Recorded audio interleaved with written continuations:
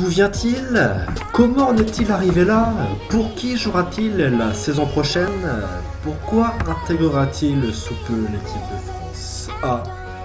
Toutes ces interrogations concernant Morgan Sanson, je vais tâcher d'y répondre. C'est à l'âge de 6 ans que le jeune natif de Saint-Doulchard commence à taper le ballon. Sa première licence, il l'obtient en effet en 2000, au Gazélec, club de la ville du centre de la France à Bourges. Durant 5 ans, il va parfaire ses gammes, au point de se faire remarquer par le club phare du Cher, le dénommé Bourges 18. En débarquant là-bas à 11 ans, il monte progressivement les catégories au point de se retrouver très vite surclassé. Il intègre effectivement les moins 18 du club alors qu'il n'a que 14 ans. Nous sommes en 2008, Morgan n'a pas encore 15 ans que sa carrière va déjà prendre un sérieux tournant. À l'occasion d'un match, un nombre inhabituel de recruteurs assiste à la rencontre. La presse locale les a mis en alerte sur un jeune meneur de jeu. Hormis la présence de représentants de clubs français tels que Le Mans, la présence d'un émissaire étranger fait sensation ici, d'autant plus qu'on apprendra que c'est le club du Barça qui l'envoie. Ce membre de la cellule de recrutement Blaugrana ne restera pas insensible à la copie rendue par Sanson et rentrera en Espagne avec un compte rendu assez élogieux sur le milieu de terrain. Mais c'est le club sartois qui finira par convaincre les parents du jeune prodige, favorisant la formation mancelle, très en vogue à cette époque. À peine débarqué dans le club mussiste, il cravache dans le but de grappiller du temps de jeu avec la réserve en CFA2, courant 2011-2012. Un homme va lui permettre d'aller voir beaucoup plus haut. Denis Ancourt, coach de l'équipe première, décide de le convoquer en amont de la préparation estivale 2012 au sein du groupe professionnel. Le club est alors en Ligue 2. Le jeune minot de 18 ans tout juste va connaître ses premières foulées dans le monde professionnel. L'entame du championnat se révèle catastrophique. Le staff Manceau, qui n'a plus rien à perdre, décide de lancer Morgan dans le grand bain. Les débuts s'avèrent mouvementés pour le frêle relayeur. Lors de ses premières rencontres, il se fait beaucoup chahuter par ses adversaires. Mais sa vista reprend naturellement le dessus. Plus aguerri, il devient décisif en inscrivant son premier but chez les professionnels au MM Arena, un soir d'hiver. Ses performances ne cessent de grimper en qualité et ne quittera plus jamais l'équipe type. Malgré une remontada, le club, précisé par Henri Le Gardin, va sombrer dans les oubliettes. Rétrogradé en national sur le plan sportif, c'est sur le terrain financier que toute une institution va couler. La faute à une liquidation judiciaire pour cause de dépenses trop élevées relatives au nouvel écran construit il y a peu. Afin de limiter la casse, le président se voit dans l'obligation de céder son meilleur joueur. Il s'agit de, vous l'aurez deviné, Morgan Sanson. Deux clubs sont à l'affût pour s'attacher ses services. La SSE tente une première approche auprès des dirigeants. Mais c'est bel et bien le MHSC qui raflera l'affaire pour un peu plus d'1 million d'euros. Un mois.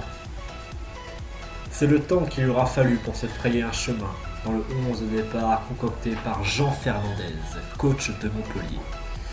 Et malgré son licenciement à la trêve, Morgan se retrouva sous les ailes de Courbis, qui succéda donc à Fernandez, avec qui une certaine alchimie va opérer. Roland, de son prénom, ne manquera pas en effet de tarir d'éloges pour le numéro 20 du moment. Le coach, également consultant pour RMC, le surnomme ainsi ouvertement le Verratti Héroltais. Dans la foulée, ce dernier va être appelé pour la toute première fois en bleu.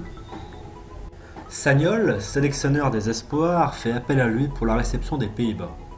Il l'associe à Ferry dans l'entrejeu. Ce binôme fera mouche. Le néo-bleuet sera à l'origine de l'unique but tricolore de la partie. À partir de là, il va être systématiquement appelé chez les A'. au point de devenir un cadre de cette génération. Le départ précoce de Sagnol du poste de sélectionneur va compliquer la vie en bleu de Sanson. En effet, son remplaçant, Brankowski, n'est pas aussi emballé à l'idée de confier les clés du jeu au numéro 10.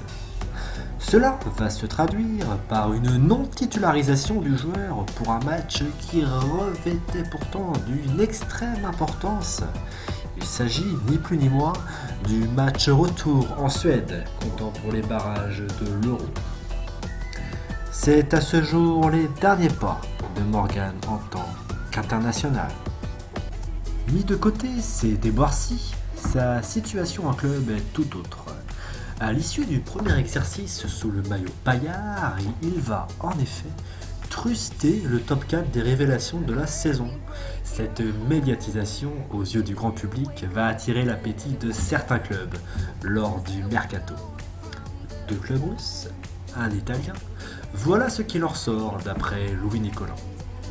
Malgré des propositions salariales très avantageuses, Morgan résiste aux sirènes, conforté par son entourage. Il est bien décidé à ne pas précipiter les choses. Il prend conscience que son éclosion passera par une stabilité au sein de ce club familial. La saison suivante démarre sous de meilleurs auspices. Il soigne de façon remarquable ses stats par rapport à la saison passée. Courbis le fait jouer, beaucoup jouer, sans doute trop. Avril 2014, sur un coup franc anodin, sur la pelouse du TFC, le Montpellier s'apprête à le frapper. S'ensuit alors un drame. Il s'écroule, se tord de douleur.